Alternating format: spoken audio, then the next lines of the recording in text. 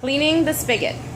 The spigot is the assembly where the tap handle is screwed on and is also connected to the main line going into the keg.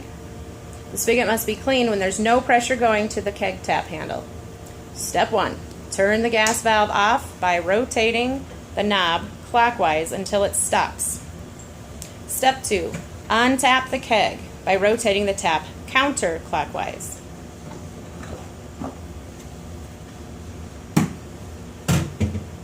Unscrew the spigot at the collar counterclockwise.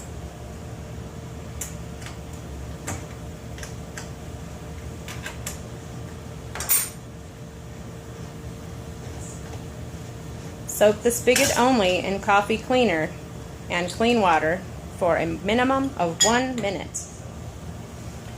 Use the cleaning brush provided to clean the inside of the spigot.